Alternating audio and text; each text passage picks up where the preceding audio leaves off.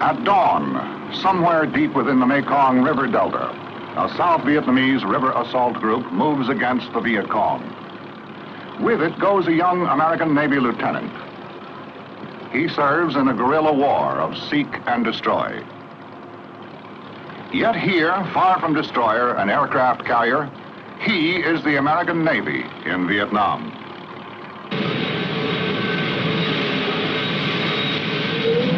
On Yankee Station, somewhere in the South China Sea, another more familiar view of the American Navy in Vietnam.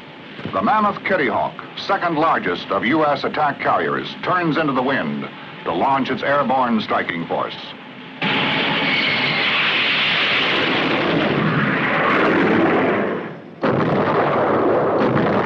Not far away, along the coast, other units of the U.S. 7th Fleet take careful aim on call from troops fighting ashore and place supporting fire on Viet Cong concentrations.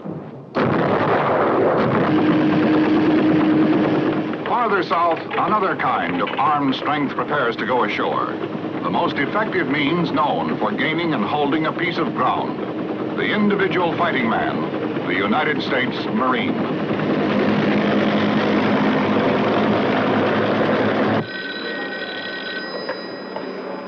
It's a pack billeting office. Alan speaking. Can I help you, sir? Inland at Saigon, a Navy chief works at a different kind of job. Less glamorous, but vitally important. Nichols, the assignment desk clerk will help you, sir. Behind the guns and planes and fighting men is a staff of Navy, Army, and Air Force personnel who administers support activities for Allied forces throughout the country. And your dates you arrived in Vietnam, sir? 3 August. 3 August. Here, this is for the baby. East of Saigon, at a small village near the coast, these men have gone beyond their basic mission of military action to launch an equally important campaign of civic action, another side of the American Navy in Vietnam. To these men, their work on projects which will result in civic achievement is just as important as the work their shipmates do in more conventional naval surroundings.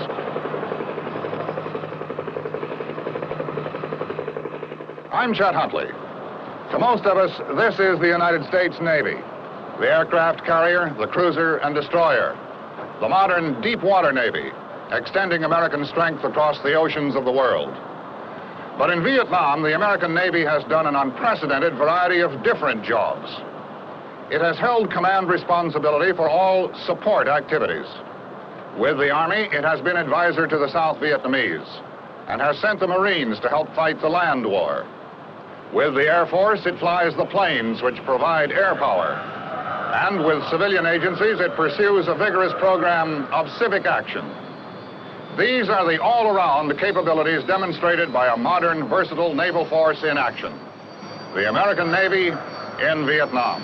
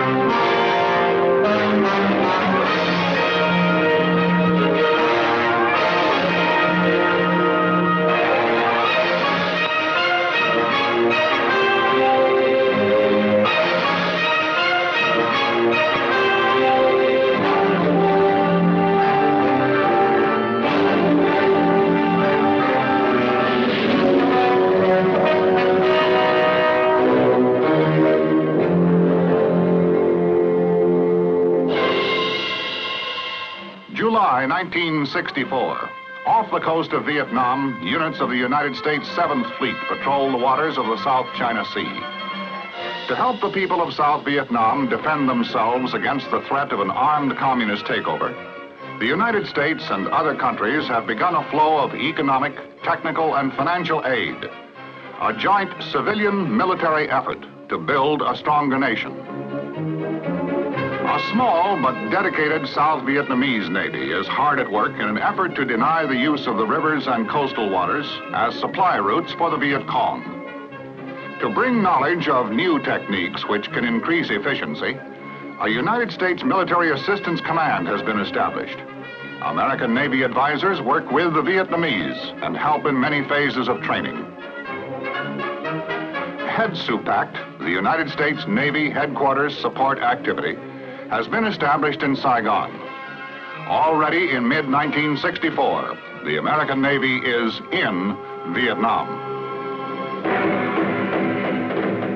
At the end of July 1964, the United States Military Assistance Command reports an increase in Viet Cong forces in South Vietnam.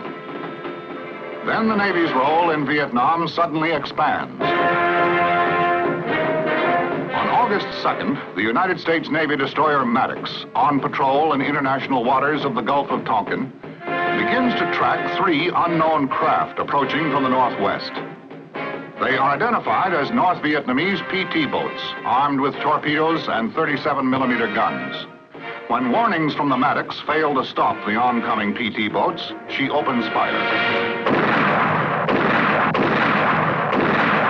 The attack prompts the United States to strengthen its ready defense capabilities. The destroyer was carrying out a mission of patrol in those waters, in international waters. When it was attacked, it replied to the attack. It continued to carry out its mission today and will do so the remainder of this week. In the same waters, the President has asked that the destroyer force be doubled and that an air cap, a combat air patrol, be available at all times on call to it. And as I think you know, he's issued instructions that in the event of a further attack upon our vessels in international waters, we are to respond with the objective of destroying the attackers. The Maddox, joined by the destroyer Sea Turner Joy, resumes its routine patrol. But the next night, the men on watch in the 2 destroyers once again detect unidentified contacts on radar. The attack by the North Vietnamese boats is renewed.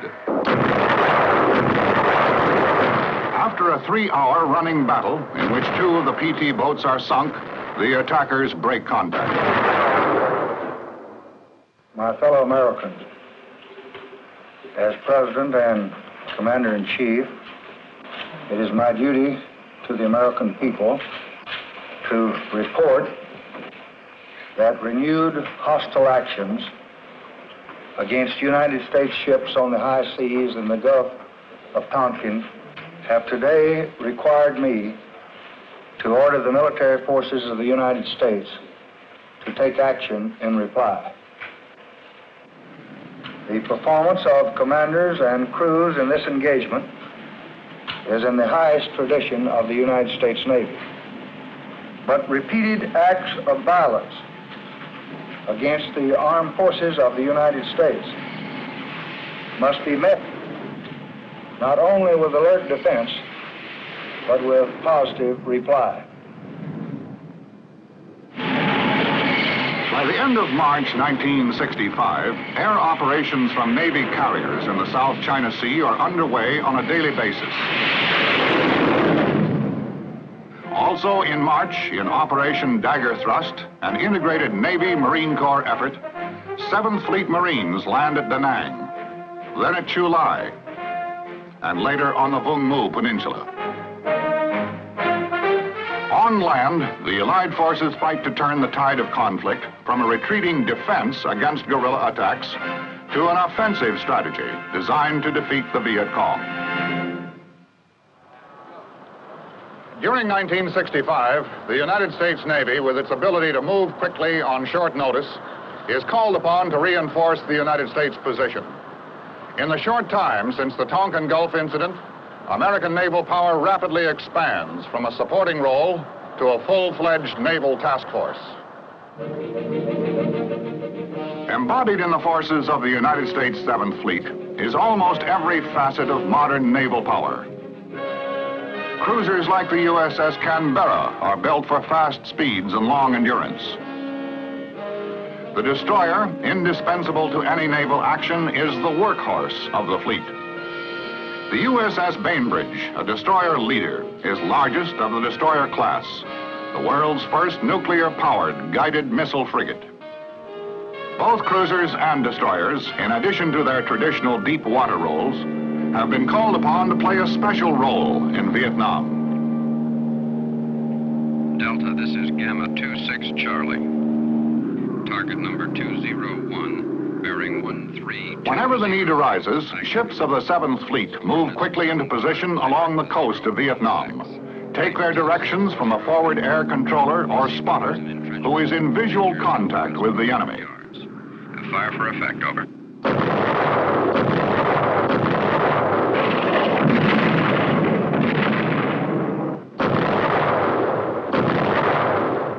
This is Naval Gunfire Support, a mobile source of big gun reinforcement for friendly troops ashore. Meanwhile, standing farther offshore is the heart of the fighting fleet. In Vietnam, as never before, the aircraft carrier has proven her worth. From the huge Kitty Hawk to the even larger nuclear-powered Enterprise, the Navy's attack carriers have held the balance of power. Stand by to start the F4s, the A6s, the A1, and the A3. Stand clear of the jet intakes and exhausts on the A4s. You're clear to start. The F4s, the A6s, the A1, and the A3. Fast, mobile, independent of political boundaries and agreements, the carrier can ready her flight deck on short notice, launch her air power as required. The modern attack carrier is a carefully coordinated organization of countless complex pieces of hardware and of hundreds of men who make the hardware work. 3-man eye. Smoke watch reports black smoke, 3 alpha boiler. All right, clear the stacks up, Roger. From yeoman to machinist's mate, many of the men below decks work at the important traditional jobs, familiar in naval ships throughout the world. What is the IFF on contact 330 approximately? Other men must master newer skills and disciplines required by new technologies. In the Combat Information Center, equipped with the latest facilities for rapid communication and data handling, a complete picture of the surrounding tactical situation is kept up to the minute by sophisticated electronic and computerized systems. Skip it, your pigeons 160, 80 miles, steer home plate, over. In other spaces and compartments, the carrier is equipped to keep almost anything she carries, from a coffee pot to complex avionics gear in combat-ready condition. This event 7 Delta will be running the Route 14 route recce from Pleiku down to Ban Mateau. There should be automatic weapons along the route. There's some artillery fire down just north of Ban Mateau. In a sense, the final responsibility for the success of the carrier's mission rests with a small group of men whose job is to master the intricate operation of a $1 million fighting machine, the modern jet aircraft. Okay, everybody get your radios and get the data down off the board here and you'll be ready to man them. The carrier's primary mission is to put these men and their planes in the air and on target.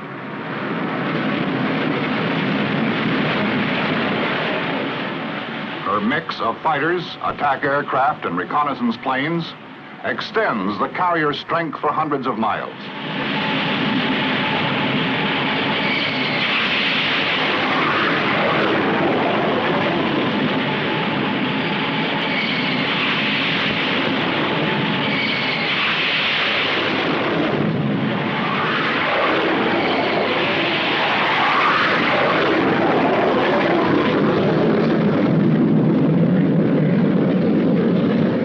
They seek out the enemy's strong points and selectively place striking power on targets where it will be most effective.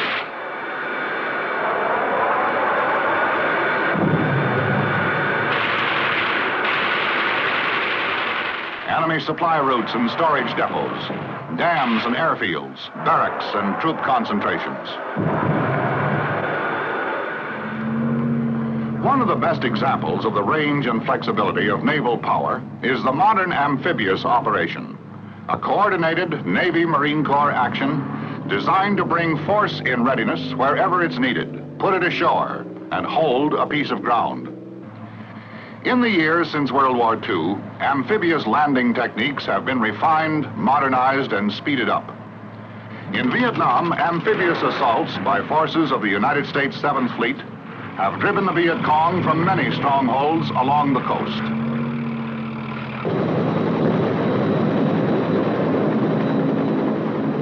is typical of the cooperative effort in Vietnam that in this operation, a Navy amphibious ship provides a landing platform and fresh ammunition for Army helicopters, which will provide air support for United States and South Vietnamese soldiers and Marines on shore.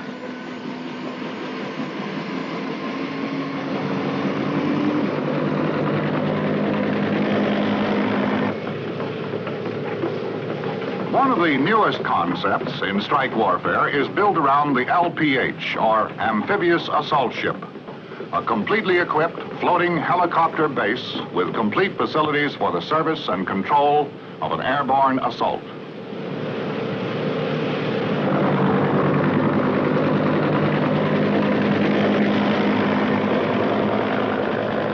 Clearwater Control, this is Bravo 8-1, airborne at 30. Flight of 16. Event 101-4, over. Bravo 8-1, this is Clearwater. Roger. Your pigeons to Point Cairo, 28014, over. This is 8-1, roger out. Introduction of the helicopter to amphibious operations has precipitated the greatest single tactical innovation since the Second World War, the technique of vertical envelopment.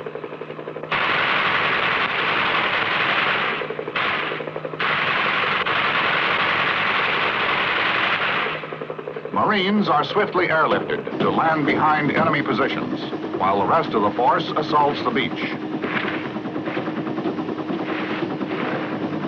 Completion of the mission is in the hands of the Fleet Marine, the Navy's most competent means of extending its power inland. It may be that the most unusual thing about the American Navy in Vietnam is the fact that it has played such an important role in Vietnam. The fact that the Navy, while it has carried out a wide range of assignments at sea, has also contributed heavily to the effort along the coast, in the rivers, and on shore. One of the most important jobs is the continuing patrol of Vietnamese coastal waters. Airborne patrols are flown day and night, around the clock, to ensure against infiltration of supplies and ammunition from the north. Clean cut. This is Bluebird, 30. Large cargo jump to position X-ray, Romeo, 7386. Request surface units investigate. Bluebird 30, this is Clean Cut, roger out. Suspicious contact report, sir? Very well, thank you. In Saigon, at the command center of U.S. Naval Forces, Vietnam, naval activities throughout the country are coordinated. Mr. Epling? Bluebird 30 aircraft has a suspicious contact here in the restricted zone. He says it's a large... One of the major efforts of this command is Operation Market Time, the Navy's name for the important task of coastal surveillance. We have a destroyer and a WPB in the area. I recommend we send the destroyer down there to investigate this contact. In this case, a destroyer escort is assigned to examine a suspicious contact reported by Air Patrol. Hold it for a second. Vietnamese Navy liaison officers assigned to each American ship check identity papers and cargo manifests. To be certain that an innocent cargo of fish or rice does not conceal Viet Cong guns, supplies, and ammunition, holds are open and inspected. Each day brings thousands of fishing and cargo junks to the river and coastal waters of Vietnam. The enormous task of Operation Market Time is to guard against the use of this normal marketing activity as a cover for smuggling and infiltration by the Viet Cong. In addition to destroyers and minesweepers, market time patrols are conducted by high-speed patrol craft called swift boats, and by cutters of the United States Coast Guard, whose crews are well experienced in this kind of work. One of the newest additions to the patrol efforts in Vietnam is the Navy's PBR. The PBR is a 31-foot plastic-hulled, water jet-propelled craft designed for high-speed operation in very shallow water. Quiet and highly maneuverable, it is used in Operation Game Warden, whose mission is to prohibit all Viet Cong movement in the Mekong River Delta. Patrols along the coast are coordinated with the Vietnamese Navy through its regional coastal surveillance centers. just as naval activities at all levels are coordinated between American and Vietnamese. Can Tho on the Bassac River is headquarters for Vietnamese River Assault Group 25. Here and at other bases throughout the country, officers and men of the United States Naval Advisory Group perform one of the most important roles of the American Navy in Vietnam. Side by side with his Vietnamese counterpart, the American advisor helps to fulfill the mission of the River Assault Group, to deny the waterways and hiding places of the Mekong Delta to the Viet Cong. I suggest we alert the RAG patrols to keep a careful eye on this area for the next couple nights. Yes.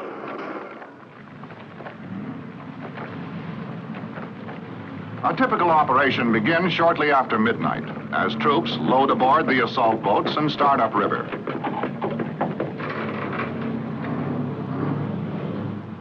By the next morning, the assault group, which has moved several miles upriver to close with the Viet Cong force, launches its attack.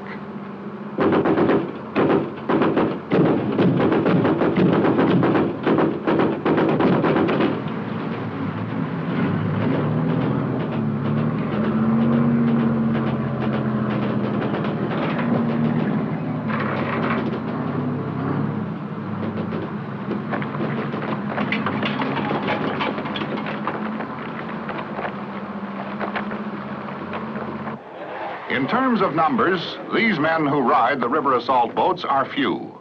In terms of the overall Navy commitment, their contribution is great.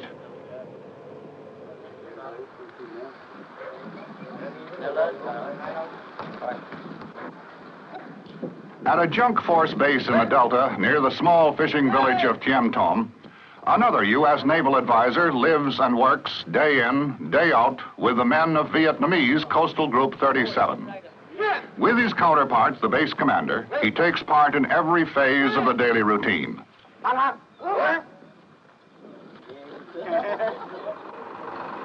Papers all okay? Together, they carry out the daily patrols, constantly checking against the possible infiltration of Viet Cong supplies on the river waterways.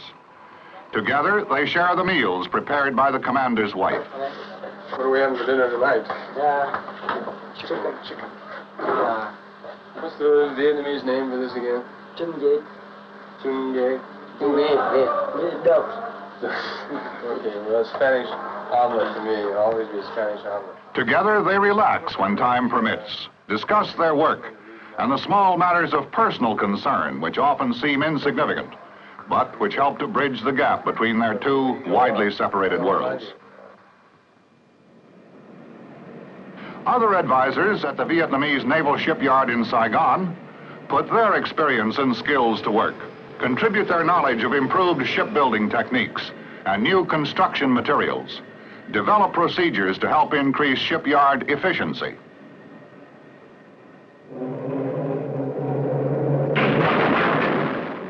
At Chu Lai and Da Nang, at Tai Ninh and Pleiku, from the Delta to the Central Highlands, the SEABEES, naval construction experts, are at work on a wide variety of vital projects. Often working behind the scenes, the SEABEES don't make headlines. But without the things they do make, the headlines might never appear.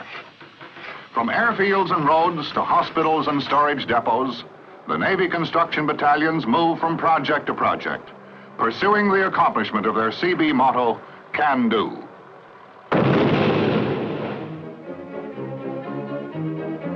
In addition to the SEABEES, the Navy also staffs the OICC, Officer in Charge of Construction, which supervises civilian contractors in the world's largest single construction program. The OICC plans and builds military facilities throughout the country. At Saigon, the Navy has established the major medical facility for United States and allied personnel. The quality of medical service in Vietnam has reduced mortality from battlefield casualties to an unprecedented low. By the end of 1965, Head SUPACT, the in-country support activity, has grown into the Navy's largest single overseas shore command. And by June 1966, when it has been officially turned over to the Army, it is serving as chauffeur, mechanic, administrator, electrician, doctor, and policeman. It is generating electric power, providing warehouse facilities, operating an airline, and performing other services for thousands of allied personnel. To the north, at the port city of Da Nang, another United States naval support activity has been activated and is growing rapidly. These facilities, which will meet the demands of an expanded logistics support operation, include provisions for another large naval hospital. For the officers and men of the Navy and Marine Corps who serve on shore, the campaign in Vietnam is not only military in nature. SEABEES technical assistance teams have helped with scores of civilian projects which will improve conditions for the South Vietnamese people. Roads, bridges, buildings, security hamlets to provide safety from Viet Cong terrorism. Clinics conducted by Navy doctors, dentists, and corpsmen have brought medical treatment and supplies to areas where they might otherwise never have been. Through people-to-people projects of many kinds, these men are working to win the confidence and restore the hopes of the Vietnamese through joint civilian-military action. This, too, is the American Navy in Vietnam. In terms of the variety and scope of the experience, Vietnam has already written a new chapter in the annals of naval history. Never before has the potential of the Navy-Marine team been so fully realized. And yet, one important thing remains unchanged. The success of the overall effort will rely, as it always has, upon the acts of the individual man. Whatever credit is due will rest with many thousands of individual men who stand behind the aircraft, the ships, the boats, and the rifles from the Delta to the South China Sea.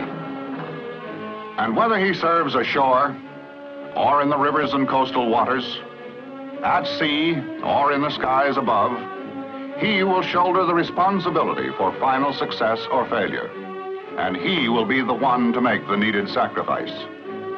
And it is important to remember that no matter what his job or where his duty, he is the Navy's greatest single asset, the individual man. This is the American Navy in Vietnam, moving quickly where and when needed, displaying the flexibility of modern sea power, controlling the seas, extending its influence on land, and holding superiority in the air, a three-way force for peace, geared to meet aggression at any spot on the globe.